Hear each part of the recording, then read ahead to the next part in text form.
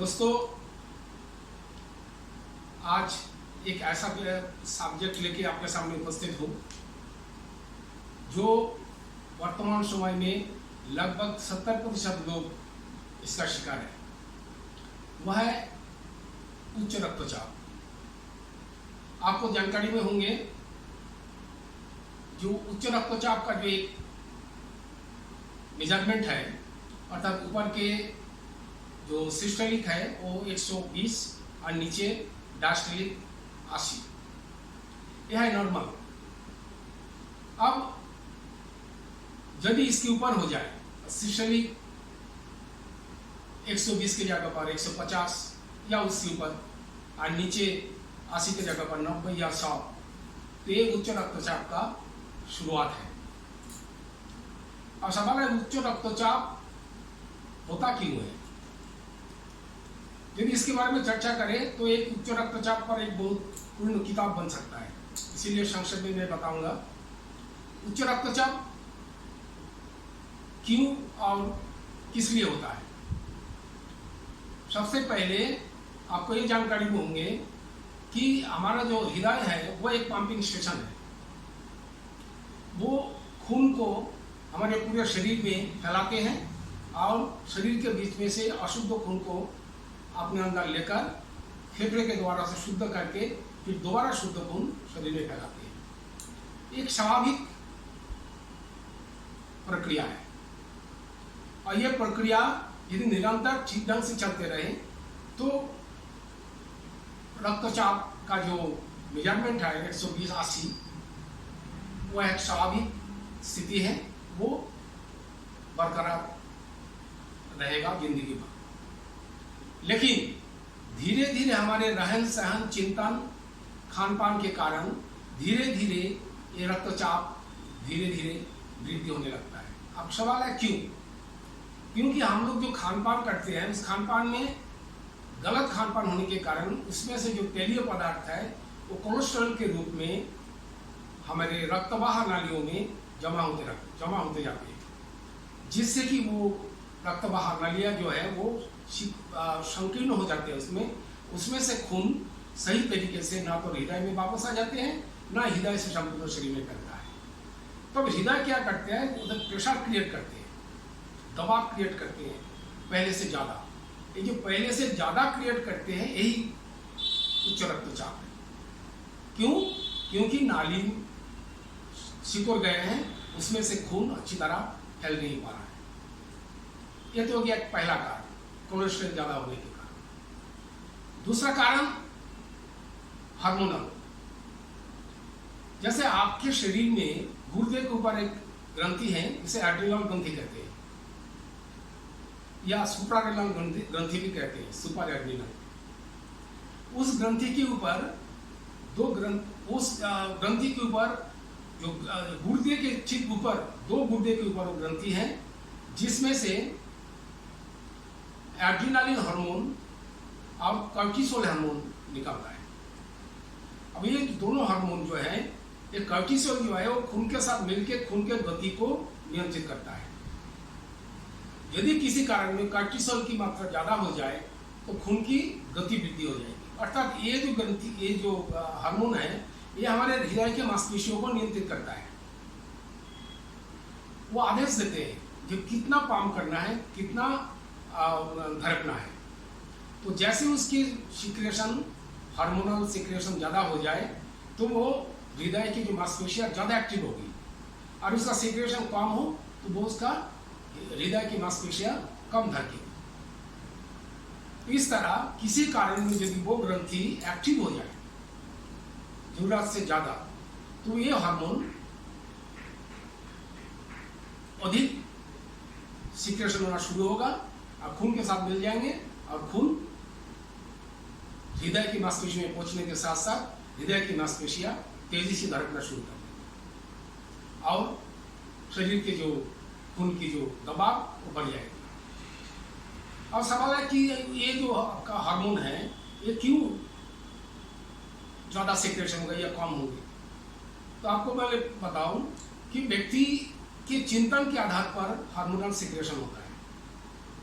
आपकी विचार जैसे होगा उसके अनुसार आपका हार्मोन कम ज़्यादा होते रहते हैं। सिर्फ एड्रिनल ग्रंथि का ही नहीं, सभी ग्रंथि में चिंतन के आधार पर कम होती है और ज़्यादा होते रहते हैं।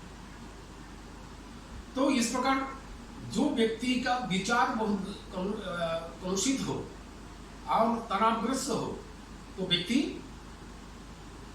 कि ये जो कॉर्टिसोल हार्मोन का सिक्रेशन बढ़ जाएगी।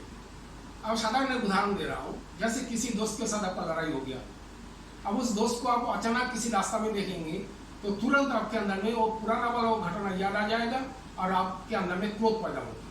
तो आपके शरीर में एक्शन क्या हुआ? एक्शन हुआ है कि जैसी दृष्टि के द्वारा आप देखा है उस व्यक्ति को, तो वो आपके पिट्यूटरी ग्लैंड के एक्टिव कर देगा। पिट्यूटरी ग्लैंड आपके एड्रिनल ग्रंथि को एक्टिव कर देंगे।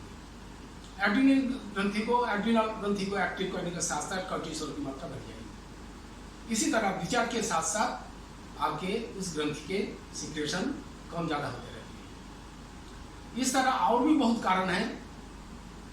जैसे आप ऐसा किसी बीमारी का दवाई ले रहे हैं, दवाई के प्रभाव से भी खून की गति या हृदय की मांसपेशियों की धड़कन बढ़ जाता है और उच्च रक्तचाप का शिकार हो जाते हैं लोग, जैसे डायबिटीज। या इस तरह आपको ये ध्यान में रखना पड़ेगा कि आपके रहन सहन और खान पान और विचारों में शुद्धता होनी चाहिए। अब ये बोलने से तो आसान होता नहीं है, लेकिन आपके अंदर में वो चेतनता होनी चाहिए कि हमें यदि गुस्सा आ जाए या हमें ज़्यादा तनावपूर्ण परिवेश में मैं ज़्यादा देर रहूँ, तो धीरे धीरे आपके मेरे अंदर में ये उच्च रक्तचाप का रोग आ सकता है। उच्च रक्तचाप धीरे धीरे हृदय रोग का शिकार बना देते हैं। अब सवाल है कि हमें कैसे बचा जा सकता है। अब डॉक्टर के पास जाएंगे, डॉक्टर इसको कम करने के लिए दवाई दे देगा। आप बस उसी दवाई को लेते लेते लेते लेते जिंदगी बीत जाएगी और उस दवाई के प्रभाव से आप दूसरा बीमारी आना शुरू हो जाएंगी। इसलिए मैं चाहता हूं कि जिसका पहले से थोड़ा बहुत रक्तचाप थोड़ा वृद्धि हुई है सामान्य रूप में, 120 की जगह पर 130 और नीचे 80 की जगह पर 90 हुआ हो, तो तब आप आयुर्वेद या होम्योपैथी का सहारा लें। होम्योपैथी में 3 दवाई है, याद रखिए। एक तो रेल्फिया मदर टिंचर, दूसरा कैटागस मदर टिंचर और तीसरा विस्कम एल्बम मदर टिंचर। याद रखिए 3 दवाई, रेल्फिया मदर टिंचर नोट कर लीजिए, और विस्कम एल्बम मदर टिंचर और कैटागस मदर टिंचर। ये तीनों दवाई मदर टिंचर में है। ये तीनों दवाई को एक बड़े 100 ml के शीशी में अर्थात बोतल में भर लीजिए। भरने के बाद उसको हिला लीजिए अच्छी तरह, और उसमें से 15-20 बूंद सुबह खाली पेट में, दोपहर में खाने के 8 घंटे पहले और रात को सोने से पहले, अर्थात खाना खाने के 1-1.5 घंटे बाद ही लोग जाते हैं बिस्तर में, उस समय इस दवाई को लेके सो जाते। ये जो 3 दवाई है, तीनों दवाई आपके रक्त के जो दबाव को साधारण बनाकर आपको स्वस्थ बनाने में मदद करेगी। कैटागस मदर टिंचर जो है वो आपके हृदय के मांसपेशियों को जो कमजोरी है वो दूर करने में मदद करेगी। रेल्फिया मदर टिंचर जो है वो आपके रक्त के जो दबाव है उस दबाव को कम करने में मदद करेगी, और इसका एल्बम भी रक्त दबाव को साधारण बनाने में मदद करती है। अब ध्यान रखिए 3 दवाई है जो है Crataegus mother tincture, Viscum album mother tincture और जो आपके रेल्फिया मदर टिंचर। ये तीनों दवाई आपस में मिला के, यदि आप चाहे एक छोटे से डिब्बे में आप तीनों का 10-10 ml मिला सकते हैं। मिला के आप रखिए और बाकियों को अलग रख दीजिए। हो सकते हैं अलग अलग रूप में आप बाद में इस्तेमाल कर सकते हैं, एक साथ ना मिला के। तो इसी में मिलाकर जब आप इस्तेमाल करेंगे इसको अच्छी तरह हिला लीजिए। फिर इसको इस पानी के अंदर जैसे थोड़ा सा पानी लेना है, इतना थोड़ा सा पानी लेना है, इसमें इसको ढक्कन खोलिए और इसमें 15 से 20 बूंद पर ड्रॉपर लगा हुआ है, 15 से 20 बूंद इसमें डालकर आप, फिर दोबारा बोल रहा हूँ, सुबह खाली पेट में दांत ब्रश करने से पहले पानी में 15 दिन मिला के पी जाइए। दोपहर में खाना खाने के आधे घंटे पहले पानी में 15 बूंद मिला के पी जाइए। रात को सोने से पहले 15 बूंद मिला के पानी के साथ पी जाइए।